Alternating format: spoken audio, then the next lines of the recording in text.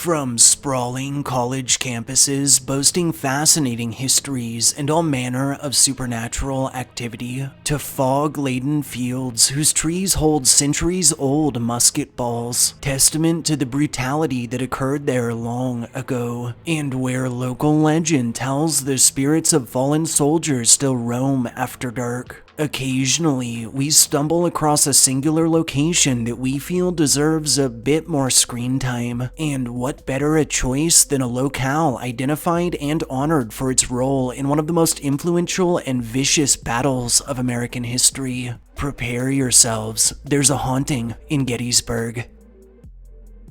Acting as the seat of Adams County, the borough of Gettysburg in Pennsylvania plays home to the infamous and now ever-popular Gettysburg National Battlefield, held within Gettysburg National Military Park, as well as to the Eisenhower National Historic Site, which was established to preserve the home and lands of Dwight D. Eisenhower. Historically, Samuel Geddes, an Irish immigrant, would settle into the area in 1761. And would quickly establish a tavern and shop for traders, soldiers, and travelers of the region. In 1786, a borough boundary line was established. In 1790, Gettysburg was named as Adams County seat, and in 1856, the Gettysburg Railroad was completed, connecting the community to Hanover. A formal railroad station would open the following year in 1857. By 1860, nearly a century after its original settlers had arrived, Gettysburg was flourishing and boasted over 450 buildings. But this boom was short-lived as, amidst the Civil War between July 1st and 3rd of 1863, the Battle of Gettysburg erupted. During the early stages of the fight, the Confederate Army of North Virginia, under the command of Robert E. Lee, experienced moderate success, but were ultimately defeated by the Army of the Potomac under George G. Meade. During the clash, only one civilian was caught in the crossfire. On the 3rd, 20-year-old Jenny Wade was hit by a stray bullet that passed through her kitchen door as she prepared bread for Union forces. When all was said and done, Gettysburg resulted in over 27,000 Confederate and 23,000 Union casualties, was the bloodiest battle of the entire campaign, and marked a major turn point in the Civil War and for America. Sadly, following the widespread destruction, residents of Gettysburg were left to care for wounded and bury heaps of dead. Many were interred right where they fell, and over time soldiers were reinterred in what's known today as Gettysburg National Cemetery. On November 19th of 1863, Lincoln would deliver his ever-famous Gettysburg Address at the close of the dedication ceremonies for this prominent burying grounds. In 1864, the Gettysburg Battlefield Memorial Association would start the process of acquiring land for memorials and preserves. In 1895, portions of the battlefield were placed under federal control, officializing them as military parks. And to this day, additional properties are being added to the impressive expanse. Into the present, damages from the war are still easily visible both in Gettysburg's oldest structures, such as the Schmucker House off Seminary Ridge, as well as in its surrounding landscape. Today, the community boasts a humble population of only 7,600, with an economy fueled namely off tourism to its national military park, which sits at around 4,000 acres and offers various viewpoints, towers, displays, gift shops, and educational opportunities. Over its extensive history, Gettysburg has been surrounded by a slew of local legends and ghost stories, namely stemming from the carnage that transpired there. Not surprisingly, one supposed supernatural hotspot is said to be the Gettysburg National Cemetery, which holds more than 6,000 interments, 3,512 of which are a result of the Civil War, and 979 of those whose identities still remain a mystery.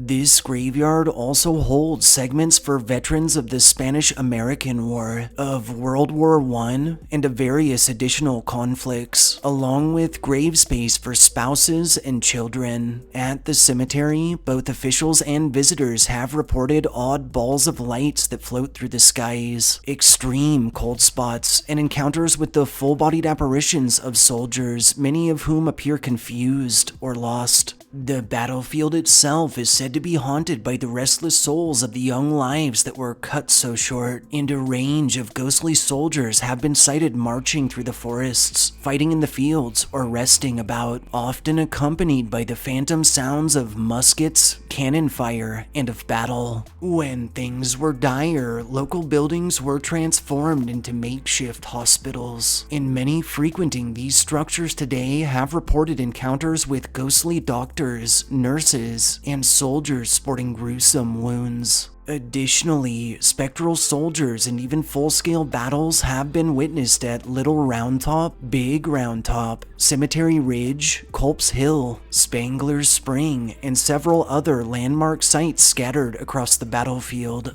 Devil's Den, a prominent hill off Sickles Avenue, is rumored to play home to a giant serpent whose markings can still be seen on nearby boulders, as well as to a number of hauntings. And through the area, many have reported constant electronic malfunctions. A ghostly Civil War era photographer encounters with a barefoot apparition known to interact with tourists at great lengths, and a strange supernatural scene in which two ghostly soldiers carrying rifles walk the road for a distance before joining with a third soldier who's leaning into a tree and sporting a large wound on his chest. Another notable Gettysburg location is Sachs Covered Bridge, which crosses Marsh Creek off Waterworks Road. This bridge was constructed in 1852, and it's said that 3 Confederate deserters were hanged from it following the battle. While this tale has been heavily debated, it hasn't stopped those who have visited from telling of disembodied screaming and gurgling sounds, of encounters with shadowy figures that dart about, and even of ghostly faces that appear across the expanse.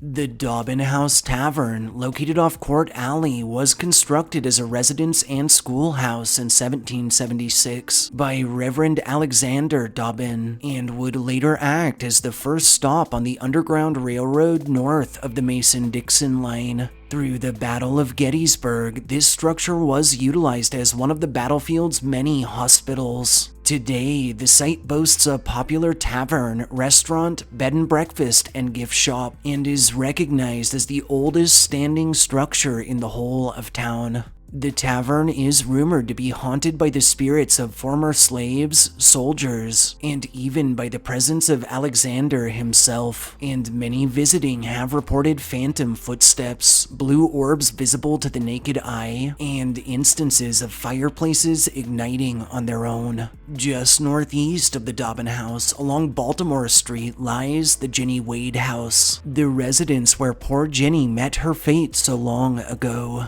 As legend has it, Jenny was engaged to a Union corporal by the name of Johnson Jack Skelly, who died on July 12th, just 9 days after herself. It's said both perished without ever hearing what had become of the other, causing their souls great unrest, and many visiting the abode have reported eerie fogs that float with seeming sentience, the feeling of never truly being alone, and the sensation of being touched, tapped, or grabbed by invisible hands. Several informal investigations have yielded silhouettes in photographs and video, chilling EVPs, high EMF levels, and even encounters with the apparition of Jenny herself, who is usually sighted wandering aimlessly. The Gettysburg Museum of History, located off the corner of Baltimore Street and Wall Alley, just north of the Dobbin House Tavern and Jenny Wade House, is rumored to be haunted by a range of spirits that traveled there with its various artifacts, and many visiting have reported the smell of gunpowder, the disembodied sounds of heavy boot steps, and instances of lights turning on and off by themselves. The Gettysburg Hotel, located on Lincoln Square north of the History Museum, was established in 1797.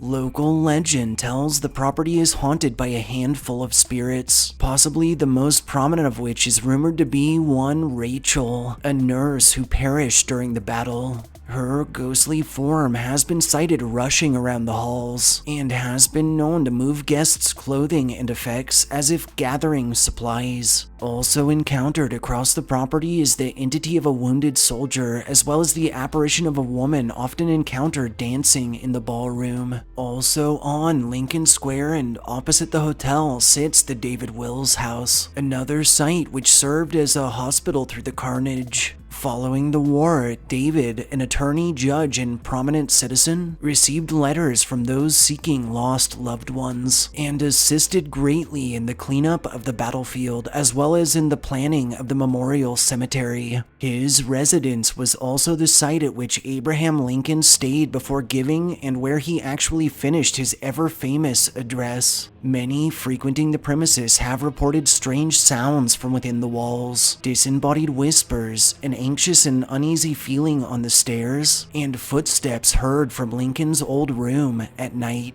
Located off the corner of Baltimore and Breckenridge Streets, just south of the History Museum and north of the Jenny Wade House, sits the Tilly Pierce House Inn, a historic residence turned popular lodging that was initially constructed in 1829 and that derives its name from Matilda Tilly Pierce, a 15-year-old girl who provided aid to troops through the battle from the shelter of Jacob Weikert's farmhouse. At the inn, both staff and guests have reported disembodied footsteps, flashes of light that zip between the rooms, the sound of marbles rolling across the floor, the eerie noise of someone sighing heard emanating from thin air, and encounters with the full-bodied apparition of a soldier always sighted seemingly patrolling the halls. Housed within the National Homestead and located off the west side of Baltimore, just south of the Jenny Wade House, one can find the Soldiers' National Museum. This site was initially constructed following the war as an orphanage to accommodate children who'd lost their parents. Disturbingly, it said the operation's second headmistress, one Rosa J. Carmichael, was abusive and negligent, treating the children like animals and going so far as to use the basement as a disciplinary dungeon of sorts, by some accounts, chains and all. Those visiting the homestead have reported the giggles and screams of small children when none are present, a strange fog that appears on the basement level, ghostly children sighted running around corners that are never located, and, chillingly, the sounds of jingling chains. Located off Taneytown Road, just east of Little Round Top, sits the Jacob Weichert Farm, which, during the battle, hosted over 700 wounded or dying soldiers, the bulk of which were spread between the barn and house. Brigadier General Stephen Weed died within this old abode, and he, along with the bodies of his artillery lieutenant Charles Hazlitt and Colonel Patrick O'Rourke, were laid on the front porch. To the west of the house, it said a pile of limbs stood taller than the fence line, and in the field to the east side of the road, over 100 bodies were interred. Throughout the area, many have reported strange streaks of light in the skies, disembodied moaning and screaming, phantom musket fire, and pale humanoid creatures that wander about at night. Finally, Gettysburg College, sitting adjacent to the battlefield, is a private liberal arts school that was founded in 1832 on a 225-acre campus, which, might we add, is often referred to as one of the most haunted campuses on Earth, and a wealth of associated scary stories have been passed down by both students and faculty members alike. Pennsylvania Hall served both Confederate and Union forces as a hospital morgue and signal post, and several visiting have reported riding its elevator alone only to have the doors open to scenes from the battle, straight out of time, that seemingly fade in the blink of an eye. Stevens Hall is said to be haunted by a ghost called the Blue Boy, the spirit of an orphan who froze to death outside. And around the college, many have reported a spectral soldier always seemingly keeping watch, that's since been dubbed the Lone Sentinel. Also reported across the campus are frequent electronic malfunctions, alarms that are triggered inexplicably, and instances of doors that open and slam shut by themselves. Lastly, Glatfelter Hall is rumored to be haunted by a restless spirit referred to as the Lady in White, the supposed soul of a woman who lost her love in the battle and who chose to end her own life by jumping from the building. Her beautiful silhouette has been sighted drifting the premises, but many warn that those who accidentally stare directly into her eyes may be at risk in sharing in her horrible fate. On a closing note, and for those thinking of visiting any of these locations, local legend tells that anything stolen or removed from Gettysburg carries with it a terrible curse, no matter how small or insignificant the item in question may seem. And, strangely enough, each year the park's visitor center receives a wealth of packages, all containing stolen artifacts, returned by individuals who later realized what they brought home was a bit more than they'd bargained for. Thanks for tuning in for our breakdown of the hauntings and lore surrounding the infamous Gettysburg. If you enjoyed hearing our histories and ghost stories, don't forget to subscribe to our channel and turn notifications on. Throw us a like, and most importantly, share us with anyone you feel deserves a good scare. We'll see you next time.